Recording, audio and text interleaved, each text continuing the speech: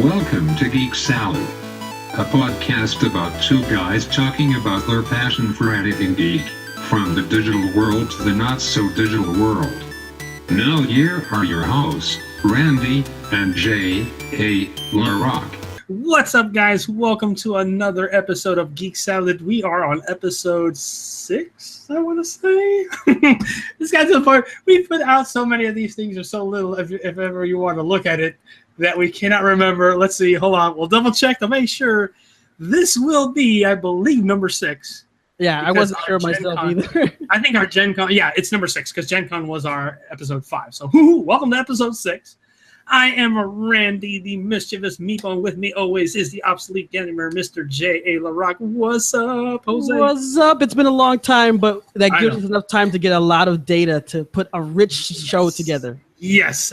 So to fill you wonderful folks at home, real life did get in the way again, as we always tend to do.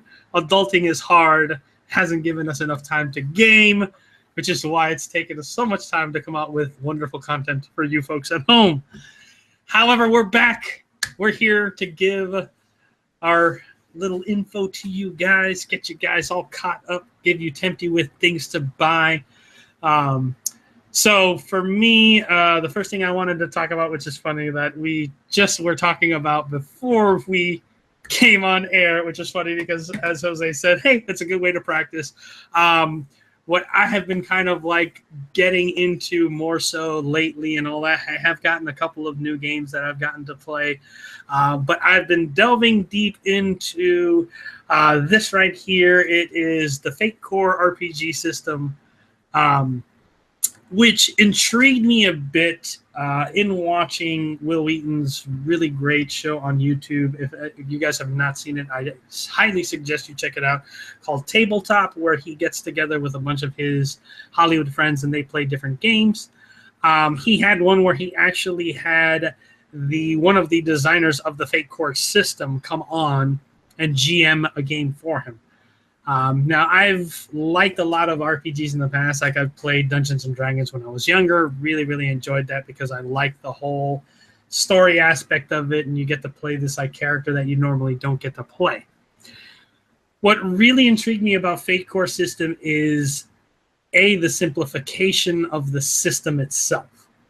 And what I mean by that is, with Dungeons & Dragons, it has a very complicated system where you have to roll to find what your strength is, what your dexterity is, your armor, your skills, like what are you good at, and this and that. This game basically takes that core system and just goes and throws it out the window.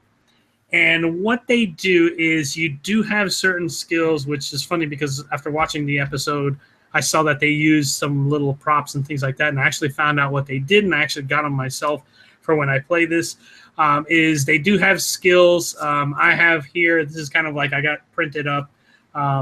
It's one of the 18 skills that are available in the game.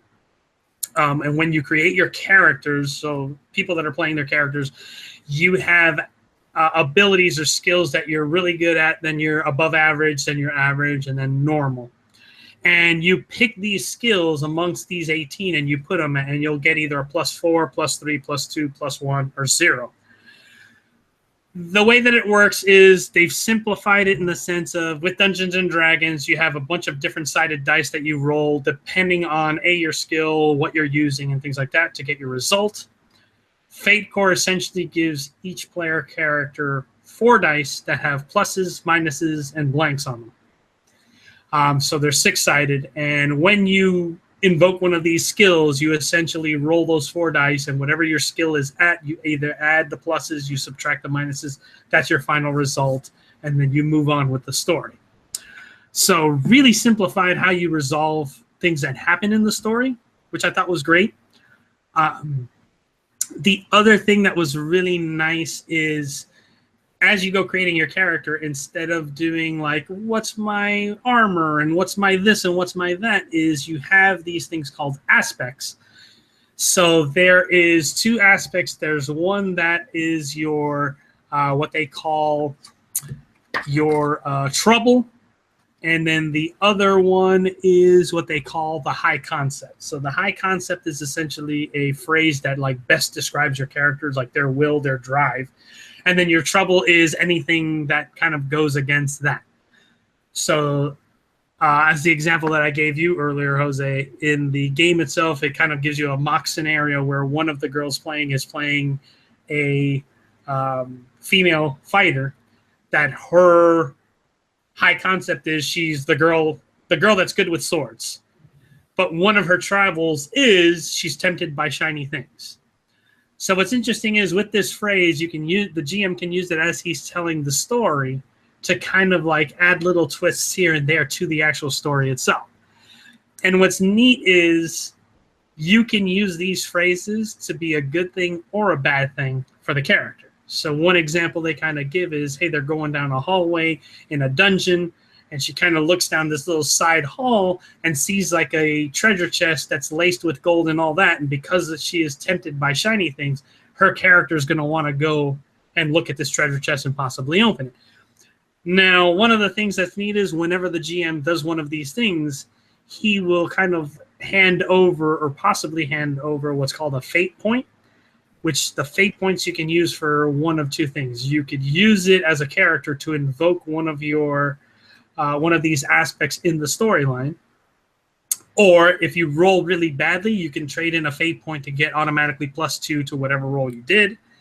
And what's neat is when the GM offers it to you, you have two options. You either can try and convince me that, hey, no, like because I know this and my other concepts and this and that, I avoid the trouble that I'm going to get into and pay me a fate coin.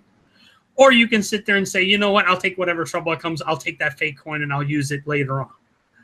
So it really adds a lot of flexibility to the storyline itself. And what really compelled me to this type of RPG is, unlike Dungeons and Dragons, where it is fixed on a fantasy setting, this game you can pretty much put it in any setting you want whatsoever.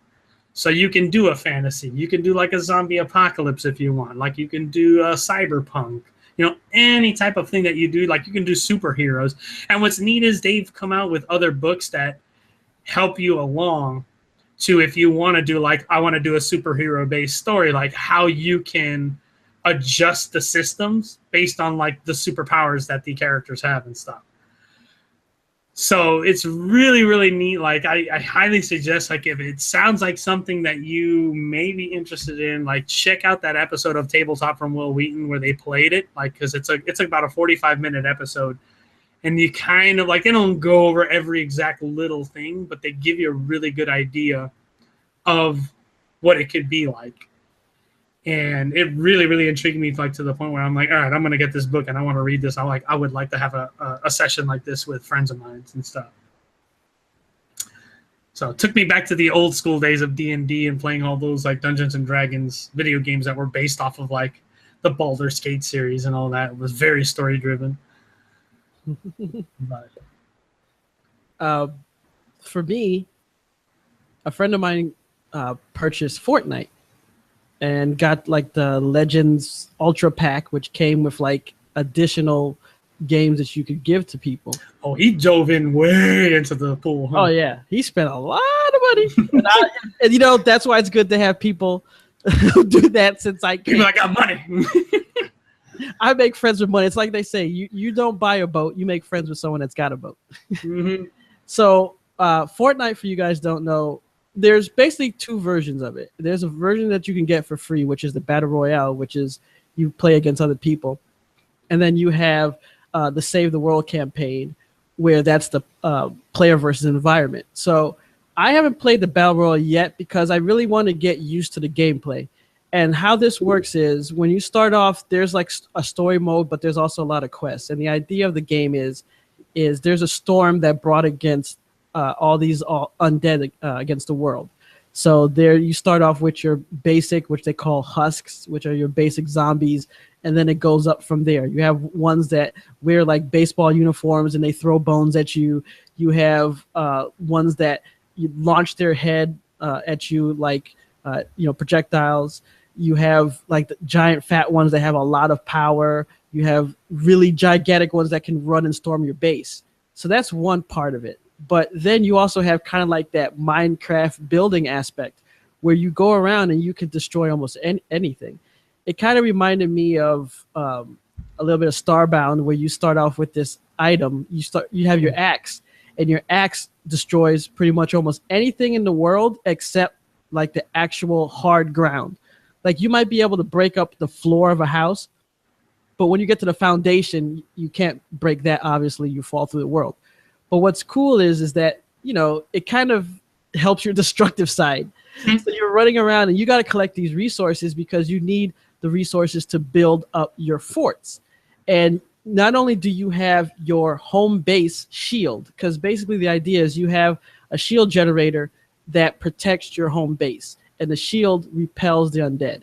So that's kind of like think of it almost like having your private home in an MMO or in a game where that's yours, but you have to defend it and build it up, because first your shield generator is small. Then you do these things where you defend the shield generator, where you build up defenses around your fort and around the shield generator. And then you have to battle off waves of zombies. Usually, I think it's maybe a total of maybe 10, 15 minutes. It's about 3 or 4 waves, depending on the level. And once you do that, then it'll expand.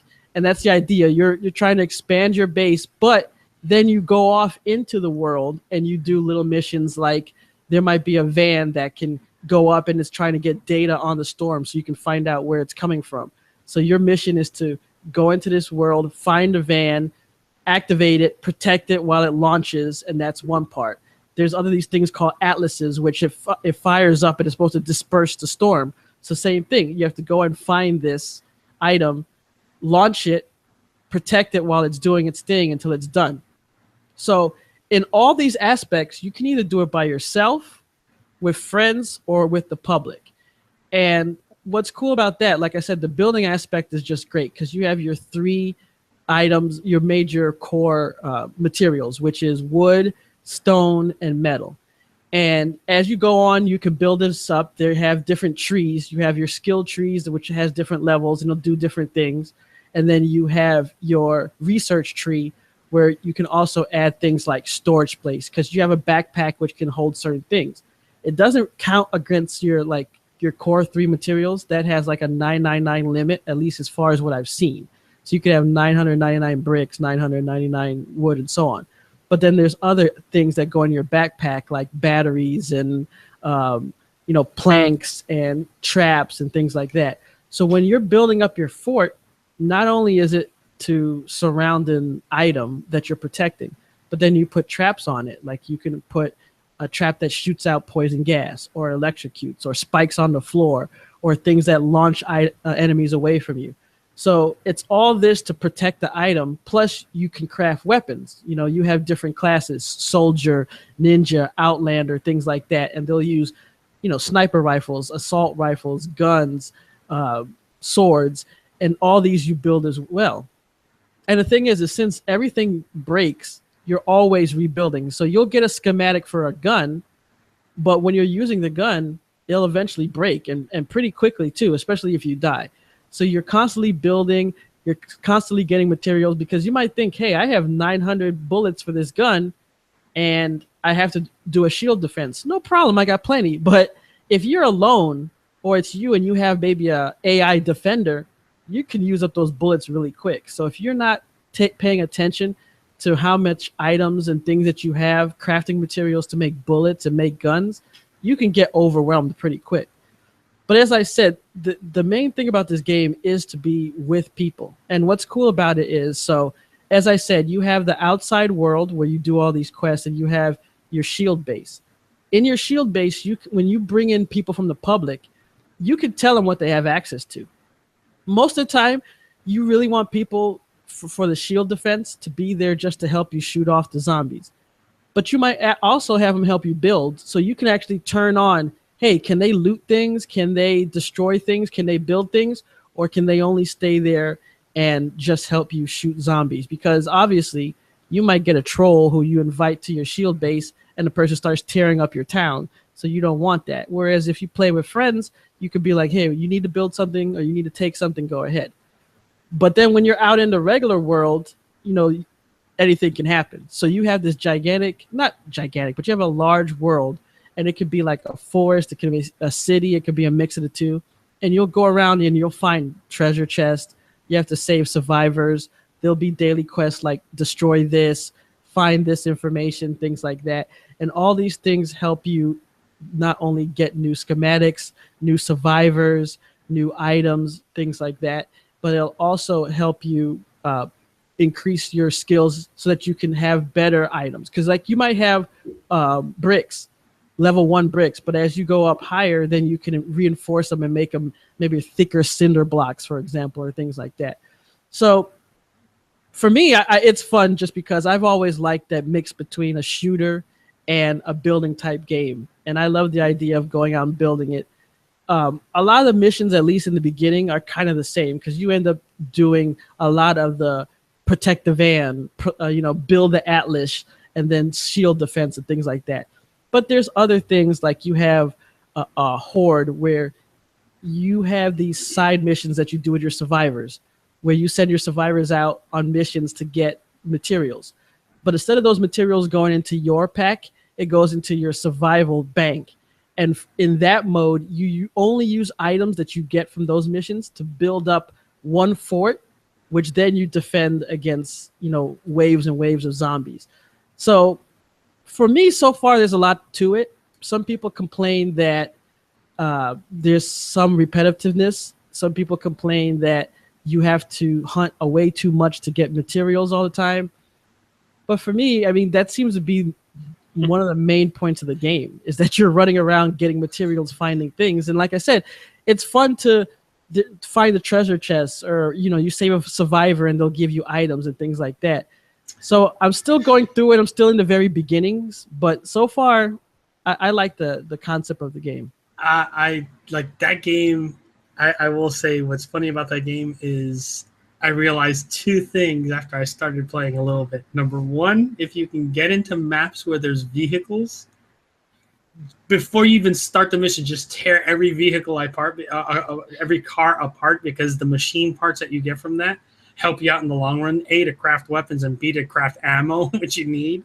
So vital. The bolts, nuts and bolts. Yes, but if there was one thing that when I first realized it, I was like, yo, that is super cool. If you look at the husks when they're running at you, next time you get a chance before you kill it, like run around the side. What I realize is, like, how the husk, it's like the little skeleton head with the glowing eyes, and then you see the rest of the body's like all greenish. If you notice right behind the head, there's like a little like thing behind it. It almost looks like a sweater. If you pay attention, that's actually the face, the skin of the face that is peeled back, and it's like a hoodie. Yeah. And I didn't realize that at first. When I realized, I'm like, oh man, that's kind of cool that it's like the little skull is from the thing, like it's peeled its face off and it's just coming at you, as that little thing. And I was like, yo, that is super like a cool little detail that I didn't realize it at first. And then when I noticed it, I was like, oh man, that is too cool. To be honest with you, I would say, just on my experience, that the game is a lot more fun when you're with friends. Yeah. Because you have more freedom to go off and do what you want to do and then focus on the task. Because obviously with any game, you're going to hear people say, oh, this person didn't protect. This person just sat there and destroyed things. This guy put together bad traps. And you avoid all that if you're playing with friends. And honestly, the game becomes really easy. Even if you have two people, if they know what they're doing and they build up their base, because you can do a lot of cool things with it. Like you can make it where you create a kill zone because it'll tell you which way the zombies are coming from. Yeah. So you could say, hey, you know what? I'm going to make it so the zombies walk down this one tube with a ton of traps and you could just gun them all down. Mm-hmm. And it works a lot better when you're with a friend or someone who has experience in these types of games. But honestly, I played with the public as well. And for as much anger and frustration you can get with playing with pugs, I think that this game actually so far has one of the lowest ends of that problem. Mm-hmm. Because, yeah, sometimes the guy might run off or launch the thing early, but for the most part, most people are just trying to get materials and they want to succeed. So far, even though I guess maybe because you have to pay for it too, I don't know. I guess once I do PvP and I give a report on that, I'll let you know. But it hasn't been bad as far as pugs. Yeah, like it's what intrigues me about it is like as of right now, it's pay to get in to do the campaign, but eventually when it actually launches, it'll be free. But one of the things that's like really, really nice is so I've played the Battle Royale a little bit of it. And I mean, granted, when you sit there and you look at it, PlayerUnknown's Battlegrounds is probably the best Battle Royale game out there right now. But it's really fun, and it adds one element that you don't have in PlayerUnknown's Battlegrounds, which is you can build cover, you can build things to go real high up. So like that's one of the biggest things that I kind of find sometimes in PlayerUnknown's Battlegrounds is you'll have somebody in a building and you only got one entrance into the building. So you gotta go in and they can literally set up a death trap of people just waiting for you to come into that door. Whereas I can know somebody's in a building in Fortnite and I can build stairs that'll lead me up onto the roof, and I don't have to go through the door that's there. I can take my pickaxe and just bust a hole through the roof and fall into the floor underneath me and take you out. So it's really, really intriguing how they did that. Like, I mean, there's people right now that complain about it where they say like, oh, like the one thing right now that Fortnite doesn't have in the Battle Royale is you can't aim down sights, which is true. Yeah.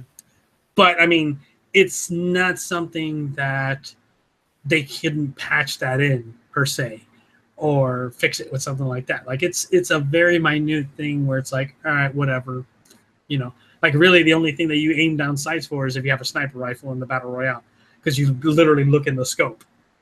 But it's really fun. I look at potential too, because since you're able to build all these things, it's kind of like I remember when I'm playing Starbound. I'm like, you could do so much with it. Like when Starbound first came out, they didn't have like all the missions that you actually would do. Most of it was you build up, you find things, you can go to a couple other planets, and then you would do a couple of, I guess, your boss level events where you'd build up something and then like an alien spaceship would attack, you take it out and so on.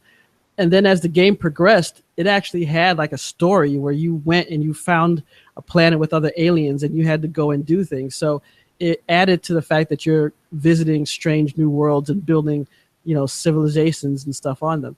And the same thing here. Like one of the things people were complaining about, which I can understand, was that there wasn't a Halloween type event.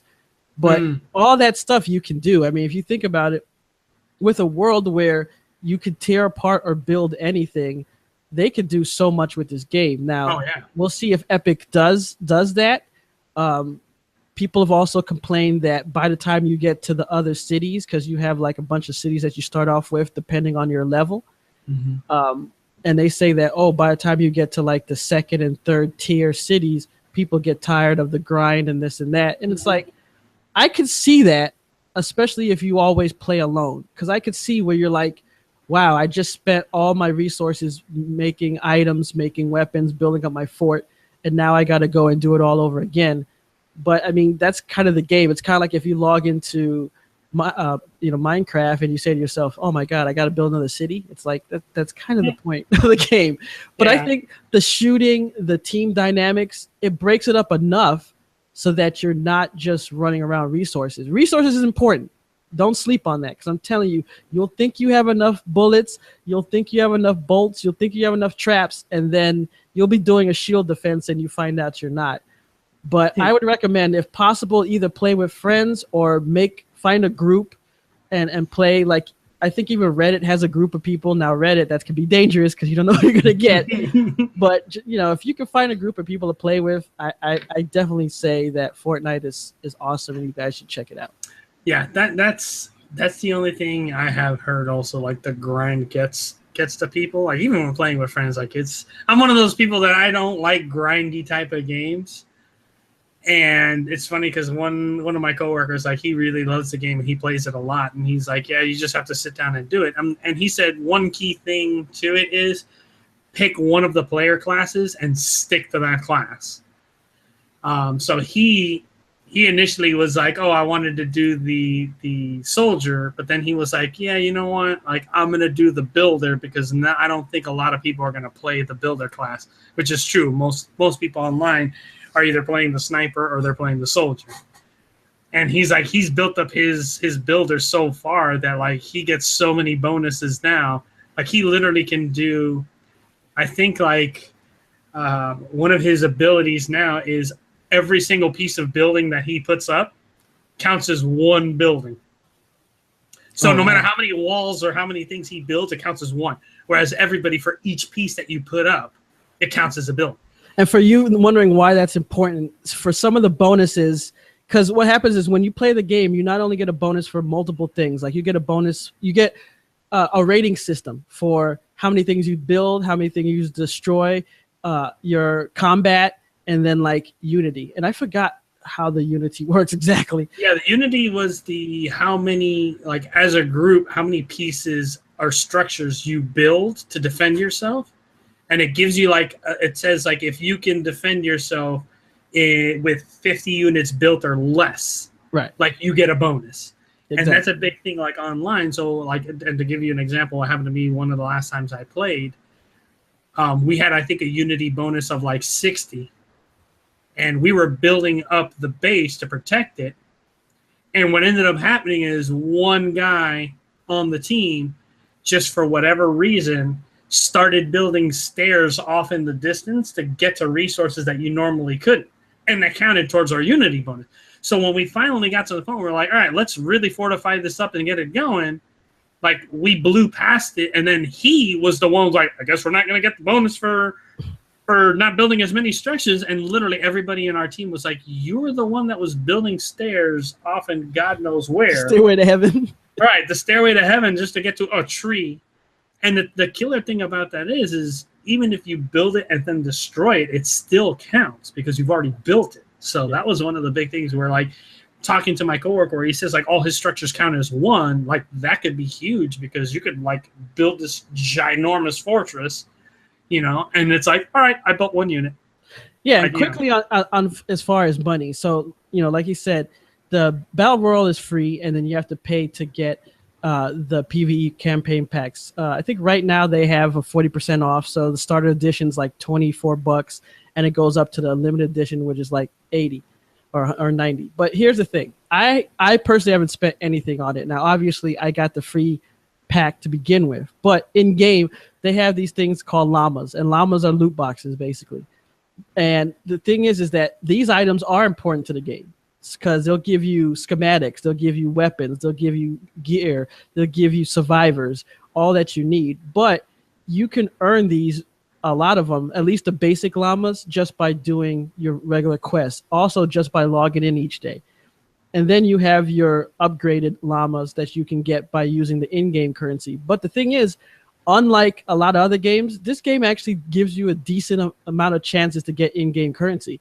Like, I think the really good llamas are 100 whatever V-Bucks, I think it's called.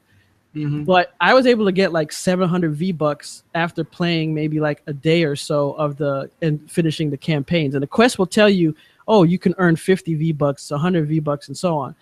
And I've been able to get tons of epic weapons, epic schematics, epic survivors, epic heroes, just from not, in game. And I haven't spent a dime yet. So obviously, like anything else, you spend money, you'll probably get weapons quicker, survivors quicker, things like that, but you don't have to. As far as the survivor bonuses and things like that, the better you do as a group, the higher you'll get. Because as I said, when you start building, you start off, I think, bronze or silver or something, and it raises up. So if you're doing good at combat, you can get platinum in that. You can get platinum in building. You can get platinum in destroying, platinum in Unity, as well as there'll be bonuses for, like, if you didn't overbuild and things like that, or if it tells you finish it within 2 of the in-game days. So what happens is that the better you do, it'll raise what kind of loot you get, because it'll show, like, I think it's up to 5 or 6 treasure chests. And depending how high your score goes up, it'll move to the next level loot. I would say average, most people will get between level 3 and level 4. If you're really good, you can get level 5, and the better boxes will give you more loot, and that can be same thing, schematics, survivors, things like that. So for people wondering, do I have to put in tons of money in this game? No, you don't. But with anything else, you can if you want to jump ahead, or you just have to have the best of the best. Yeah, that's That's a really good way that they have done that if you really want to do it. But yeah, I find the llamas are hilarious. Also, Yeah. I like it when you come on and you'll have the hammer and you'll hear the llamas like, "Hey, what's that hammer for?" Like stuff like that is a little funny, and I like how they also do the rare and ultra rare llamas where you swing and you hit them and then it starts turning silver, and then you swing and hit it again and it turns gold, or you swing and hit it and it bursts open. I thought that was pretty cool. Yeah, definitely. So now my next thing that I wanted to do, so the classic thing of here at Geek Salad, we always kind of we have our board game, video game stuff, and I kind of like to try and find stuff that kind of bridges the gap between the two. And browsing around on Kickstarter, I actually found 2 projects that are going on, which one, unfortunately, if you're watching this, as of our recording, it only has about 24 hours to go. It's only a day left, which kind of sucks, but I'm pretty sure they will come out with a retail version of it, so I would be on the lookout for it. Is they are coming out with a Resident Evil 2 cooperative board game. Now, one of the things that's pretty interesting with this is when I first looked at the project itself, what intrigued me about it, I'm like, oh, that's kind of cool that they're doing the whole Resident Evil thing for it. And you have the survivors and you have maps that laid out like the Raccoon City Police Department and all that stuff. And it has zombies and it has Burkham as the main bad guy of the game. Now, what's interesting is the part of Burkham that he is the bad guy is, if you've played Resident Evil 2, it's when he's evolved to the 3rd stage. So already when you can't even see him as a human, he has a huge eye on his shoulder and all that, and he has a huge claw. So essentially almost the last boss fight, or the second to last boss fight in the game itself, which is kind of neat. And looking at the Kickstarter right now, they did put a mini expansion where it gives you the T00, which actually came out in Resident Evil 3, and the T103, which is the evolution of the T00. One of the things that's interesting about the game is it's all cooperative. And what's kind of cool is, I kind of was wondering if they were going to do the whole just like in Resident Evil 2, the video game itself, that you saw the different evolution stages of Burkham after he injected himself with the virus. And it doesn't have it. However, they do have an optional expansion pack, if you will, that does have the different stages of his evolution. So the ones leading up to the one that you get with the game, which is kind of neat. And then the other thing that was kind of neat is they do add in as an optional buy the whole giant alligator that was in the game. They do add in as an optional buy upgrades to the doors and the terrain. So instead of having the cardboard pieces, you can actually put little 3D plastic figures in with it. These look nice too. Yeah, they really look nice. Now, the one that's really interesting to me is they have an expansion here of the 4th survivor, which it gives you Hunk as a survivor. But then one of the things that was really funny in Resident Evil when they came out with all these advanced versions was they had the where you played as a block of tofu or whatever it was as a joke survivor. Well, you can actually get it for the board game. And it's hilarious because it's literally a little square with 2 little hands, and one of the hands is holding a knife, which is so funny.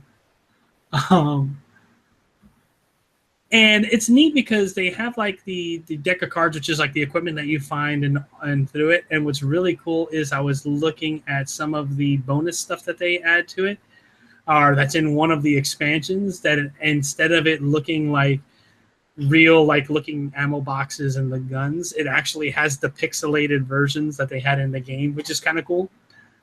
And that was it's the expansion is the retro pack for it. So it's kind of neat.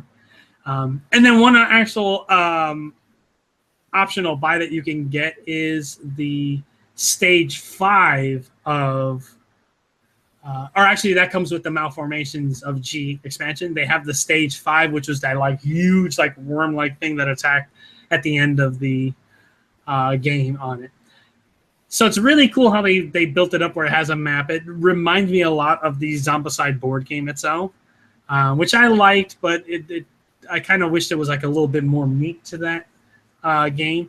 The thing that looks kind of cool is it is going to have the whole, like, you have a limited amount of ammo to your guns, so it is going to have that tension that Resident Evil had, which seems interesting. So I'd like to really like get a demo in and see how the game actually plays out once it releases, because I think it's going to be like a really interesting like adaptation of it to the board. And it'll give, like, I think a little bit more meat to like a Zombicide type of game. Although I've heard with Zombicide, if you're going to get Zombicide, get the Black Plague ones, because those are like phenomenal. And this already made $960,000. Yeah, it's insane. Like one of the ones that was, the thing I wanted to talk about, which was an even more interesting when I first saw it. Because when I saw what game they're bringing out, I was like, wow, like they really reached back into the nostalgia box for this one. But they're bringing out a board game version of Jagged Alliance. And one of the things that got me, like, I remember Jagged Alliance from way back, a really great game and very strategic. But these guys, like, they've transposed it pretty well to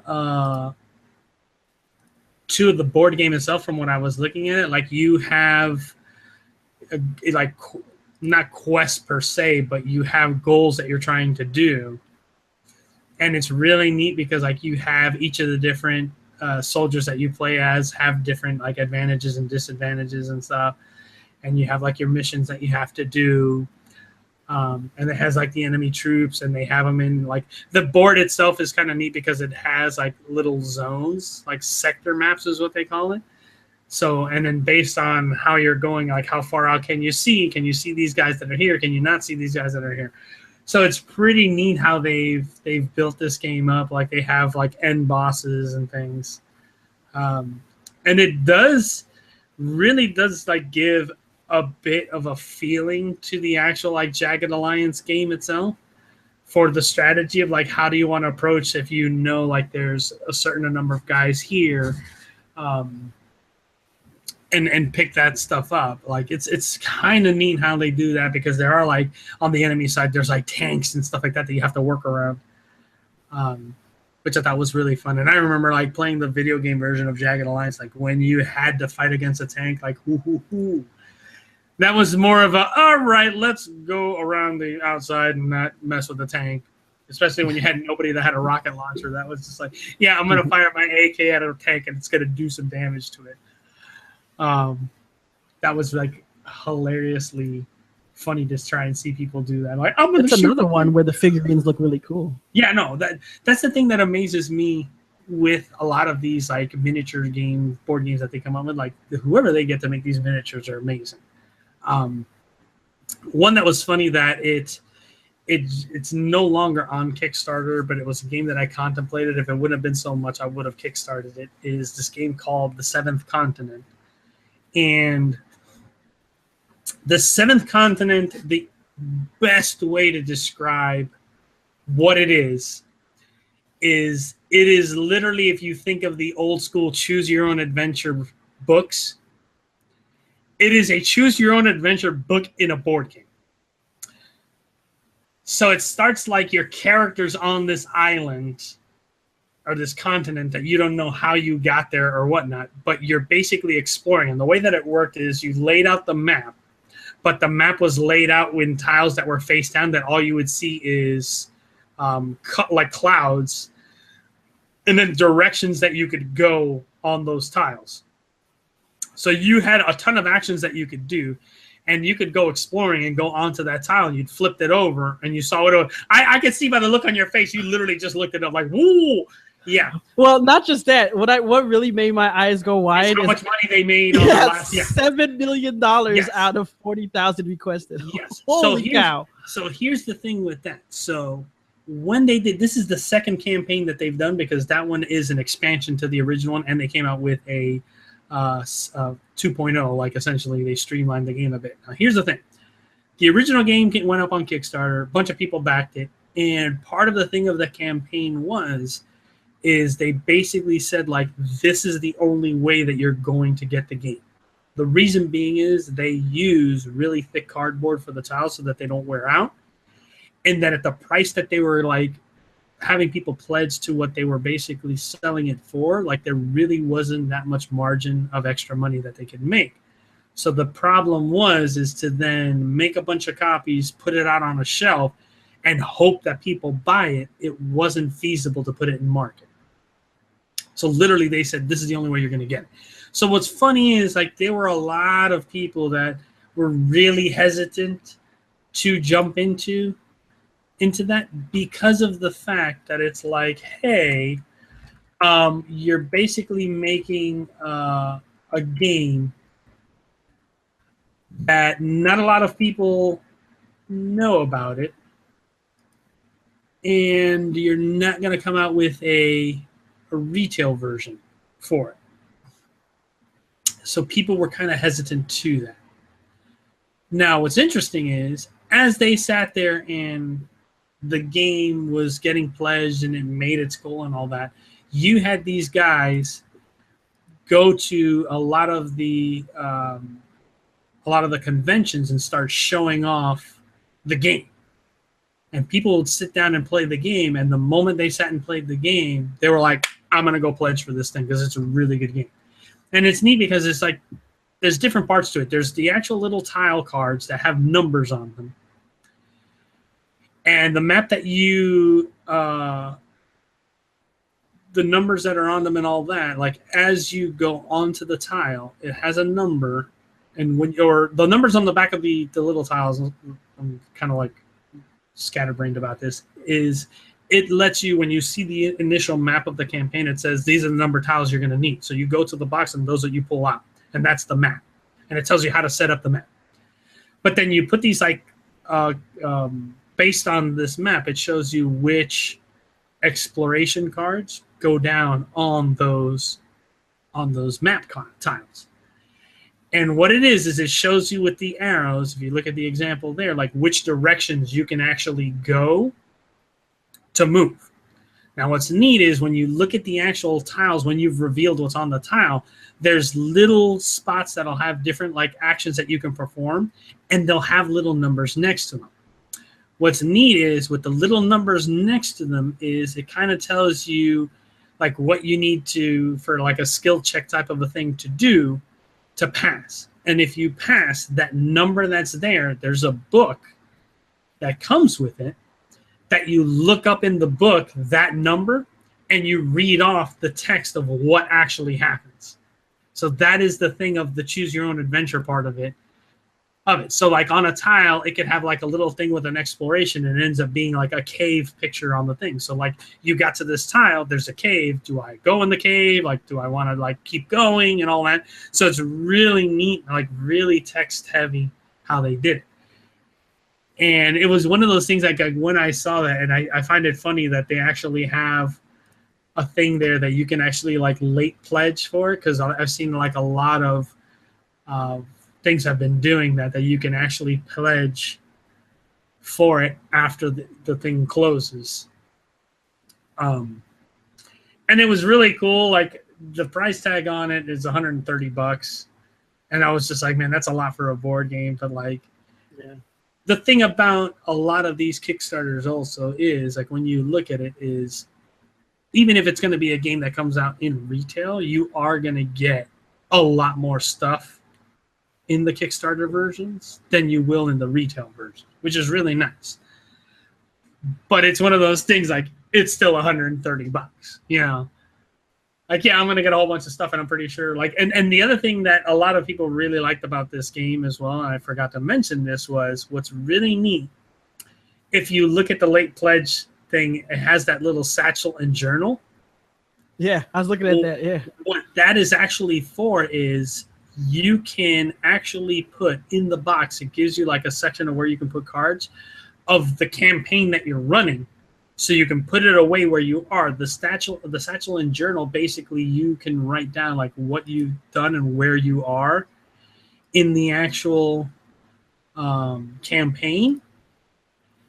And then it'll let you pick right up where you left off. So they like a lot of the people that were playing it were saying like, oh, like the early maps, you can do it in like half hour to an hour. But when you sit there and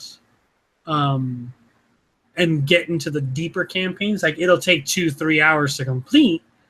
And they're like, yeah, there's some people that they don't want to sit there and sit for 3 hours in one sitting. Like they actually made the game where you could sit there and say like, okay, we'll play for 45 minutes. Cool. We got to this point. Let's put everything away. And then a week later, come back and go like, all right, let's pull out everything and we'll continue right where we left off, you know? So it's a really, really, really nice way of them doing that for the game itself. It is one of those things that I really wish that they would have come out with a retail version. And it's interesting because it was literally 2 years since the first one that now they came out with this one. And it almost makes you wonder, like, hey, like, are they going to come out with a new expansion in 2 years? Or is this the only time is this the last time you're going to be able to get this game? You know. It's just amazing how many awesome video game and board game projects have come down the pike on Kickstarter. Oh, dude. But, like, seriously, like, when I saw how much they made, like, they literally made their $40,000 in 2-3 hours when they put that project up. Like, boom, done. And it's interesting because I have a feeling sometimes, like, there's some of these Kickstarter projects that it almost feels like they go to Kickstarter and they're like, we need a goal of $40,000. But, like, they could probably produce it if they wanted to. Like, they just want to put it up there just to make sure that it passes and use it as like a pre-order or the only way to order it. And that's my only gripe because, yes, as much as people made fun of a lot of Kickstarters back in the day when it first launched, like how bad they were or the items were terrible. Or you never got something. Yeah, but at least, you know, you knew like a lot of these people were trying and that the ones that were bad would get weeded out and the ones that are good. What kind of upset me is when you started to have people who you know have contacts, have money, have fame go on there. Because what happens is I'm all for raising the bar. Everyone should try to improve.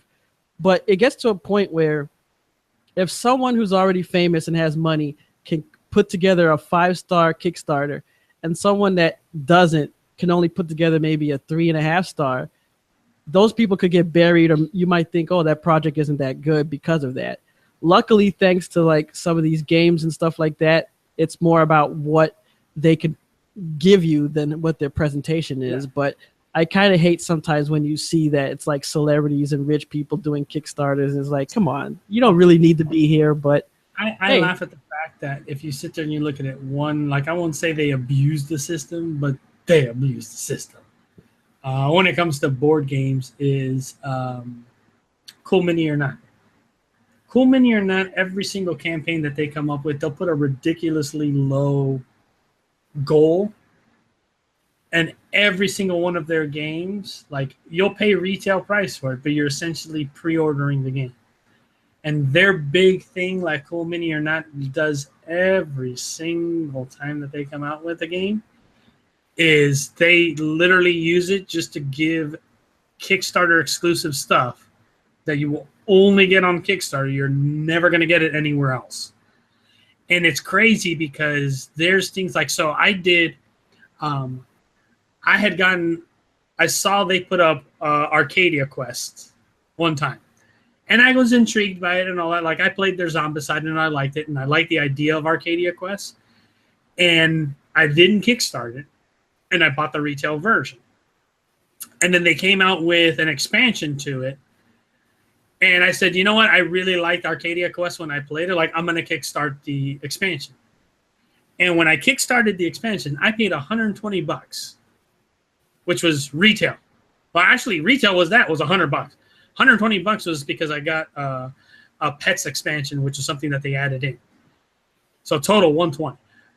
But the amount of stuff that I got that were extra things that got put into it, like literally it is an entire box that they actually got enough money that they boxed it in a separate box to send to me. And what's really funny when it comes down to cool stuff, cool mini or not stuff, is I could literally, if I wanted to, if the drive for the game is that much, I could sell just that Kickstarter exclusive stuff for twice the amount of what I paid for the game. Because literally the only way to get it is for people to do that. Like the craziest one that they did was when they came out with Blood Rage. Blood Rage, they had Kickstarter exclusive monsters and things like that to it. And they did for the player boards, like you have the markers for your clans. Like they came out with little plastic markers for the clan. You could have these like 3 specific monsters that you can only get through Kickstarter. Yo, literally those 3 monsters sold for $300-400 on Kickstarter alone. You're not talking about all the plastic extra stuff. It was insane. And that's what's funny about this Arcadia Quest is like it replaces a lot of the cardboard stuff with little plastic things. So like all the coins, instead of them being cardboard, like I have little plastic coins. I have at least like 20 extra heroes that you cannot get outside of a Kickstarter. Like I have pets that you can't get even if you buy that retail version of the pets expansion pack. Like it's insane. Like they did the same shit with Zombicide. When Zombicide came out, that they had the little miniatures that looked like Jason Statham, and they had what's his name's character from. They actually had from the Big Lebowski 2 of the characters that were an expansion, a Kickstarter exclusive. They had the dude and they had Walter as 2 of the characters survivors you could play. Although they weren't called the Dude and Walter, but like you can literally, the model looked exactly like the Dude and Walter. Like they had, like, it's insane. They had one that looked like Chuck Norris. They had one that looked like Tom Selleck. They had one that looked like freaking, what's his name? Sean Connery as James Bond. Like it was funny. They had one that looked like Ash. That was even funnier. Like, yeah, the one that looked like Ash, his starting equipment was a chainsaw and a sawed-off shotgun. Like it was so funny because like you look at it and you're like, oh yeah, you could tell who these guys are inspired by, you know. Although they had different names, but it was just so funny. And those things would sell. Like I remember the original Zombicide. One of the extra survivors was Danny Trejo as Machete. So literally, it was Danny Trejo in the jacket and all that, like the leather vest from Machete with literally 2 long ass machetes, and that's what he started the game with. It was hilarious. Nice. But yeah, bro. Well, I have a few little things in my box, my JA box of what, and the first one I sent to Manny a little while ago. It was an ad on EA's page for games, and the ad said awesome games under $10, and the games they showed was Battlefield 3 for $19.99, Titanfall for $19.99, Plants vs. Zombies Garden Warfare for $29.99, SimCity for $29.99, and FIFA 14 for $19.99. Oh, good old EA. I'm missing the games under 10 here. Unless it's games under 10,000. Yeah, I was about to say, like, is this like games that you sold less than 10 copies? Or... The second thing that was interesting, so ride sharing, Uber, Lyft, all that is really popular. I actually have a friend of mine who is going to quit his job where he's at now. Now, he works tech support. It's not like some super high up job, but he actually gets paid decently per hour. But he says that he makes so much money doing Uber, and he bought a car, like he bought one of the Prius cars for it. He's already made enough to pay it off. He makes more money than he does in his salary, and I mean he compensates for gas, wear and tear too, so it's not like he's just looking at default figures and saying, oh, I'm making money, but he's not. No, he's actually making good money. So I asked him, I'm like, what do you do? And he's telling me all these tips. And one of the few things that he does that's interesting is like he'll have drinks in his car. Like he'll go and buy bottled water and keep them in a cooler, and he'll offer it for free to his guests. And what'll happen is they'll write up and say, "Wow, this guy was so great. He was nice. He had bottled water. His car was clean." So the thing is that it starts raising the bar for what you got to do. And there's websites that have all types of tips on what to do to be even better in the ride sharing business, because you get, your ratings can be how much money you get, how many people will use you. So this one person decided to put a little TV screen on his back seat with N64. So you get inside this guy's car and you can play, Super Mario 64 or Star Fox 64 or various games on, the original N64 console. And I just thought that's just awesome, because it's like, I remember even back in the day when cabs first had the ability for you to pay from the back. They'd have a little screen and you could just swipe your credit card to pay and then you got out. I'm like, that's cool. I mean, ride sharing is just taking more and more away.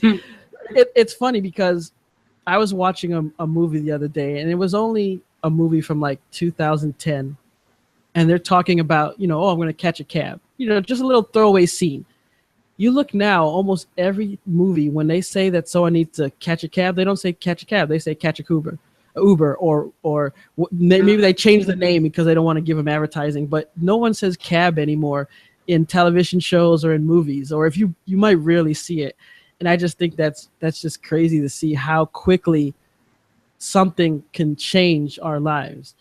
But yeah, the idea, and there's more people that have seen this. Like there's people that have Xboxes in their back. There's people that give their players the DS. The Switch is like a big thing that people have been using since it's so portable. So don't be surprised if you get into one of your favorite ride-sharing services and you find yourself a video game console that you could play on your way to the airport or whatever. That's the thing that makes me wonder that like there's people that do that drive for Uber, and they say like, yeah, I make more money than I did doing XYZ, and it's like, man, can you really make that much money? The thing is, you hear both. You hear stories where people say, oh, it's a ripoff. I don't make anything and I blow a lot of gas. But I think it depends what city you're in. It depends where you go. Because there's people that say, hey, you know what? I know I'm going to get drunk people, but I prepare for that. Like my back seat or whatever is set up so that even if they're drunk or whatever, if they throw up, so, I'll get my money, whatever. And they know how to hit these events. So they'll be like, I'm going to drive airport people during the day and then club people at night or event people at night. And if you know how to do these little things, yeah, you stack up. Now, if you're just out there in the middle of the day and you're taking somebody from suburb to suburb, you probably won't make that much money because the money, the percentage you get plus what the rideshare service takes is Yeah. So it depends.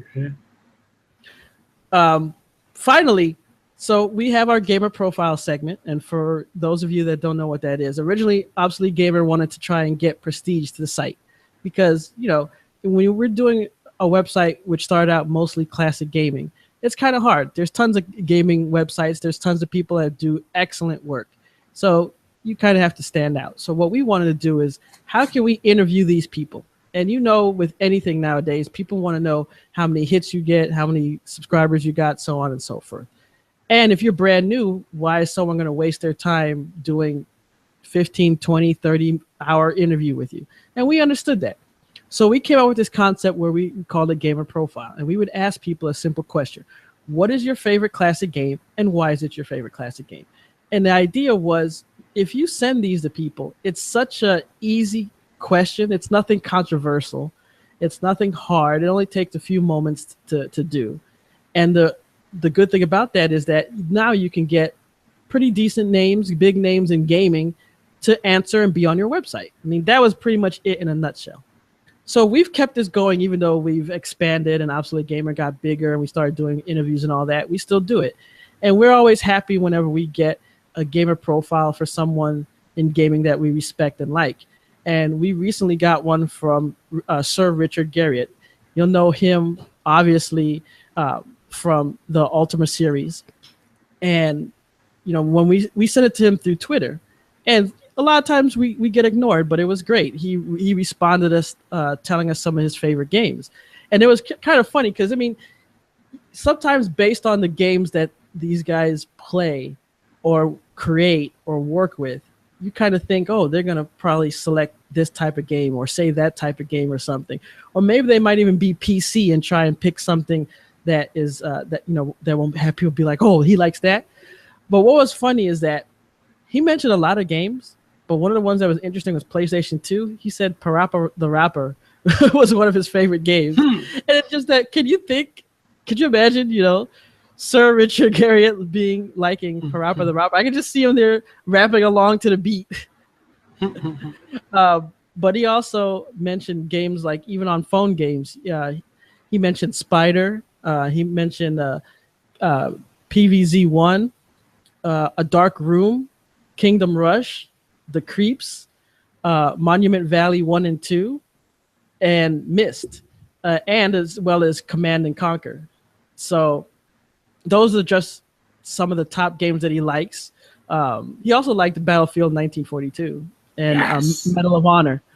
So it's just cool to see someone that's been in so much of these fantasy type games, RPG type games, but he loves a wide variety of games. And that's another reason why we did Gamer Profiles, because we've been surprised by some of the games that these people like, from celebrities to people who create games to pro gamers. It's really interesting to see a lot of these games that, either they grew up with or that they're just fans of still today. Mm-hmm. Yeah, that's always so cool to like somebody like him that he's been developing forever, Like, it's interesting to get into his mind and see, like, ooh, what games does he like to play and all that. Like, I mean, he was the grandfather of them all that came up with Ultima Online. And I crack up, like, there's so many funny stories of, like, stuff that they've done in Ultima Online with him.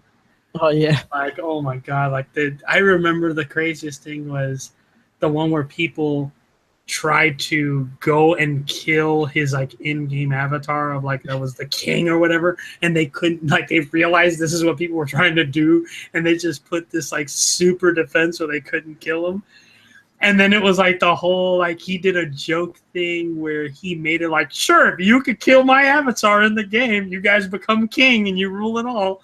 And that's when it really got insane. Could you imagine people like, oh my God, yes, and they're like getting raids together? It's like, I want to be king. Let's do this. Oh, well, folks, that wraps up another great episode of Geek Salad. As always, we appreciate. We have seen that you guys have given us some comments on the videos. We have been able to reply to that. We'd love to hear from you guys. Any tips, any questions, any other suggestions, feel free to put your comments in there. As always, we love it when you guys like and subscribe to the channel. We do produce 2 other shows, this being our more family-friendly show. We do have 2 great ones. You Don't Get the Show, which is a little less family-friendly, to say the least. And our clickbait show, which apparently on our channel has turned into the biggest winner that we have come out with. Mm-hmm. But it is really funny to see just the different amounts of views that we get for the videos. But we love producing this content for you guys. So the more you guys love our content, the more content we'll love to produce for you guys. So keep the likes and the subscribers coming. As always, I am Randy, the Mischievous Meeple, and with me is my great friend Jose, Mr. Obsolete Gamer. Until next time, guys, peace, keep gaming, keep enjoying. Take care. Peace out.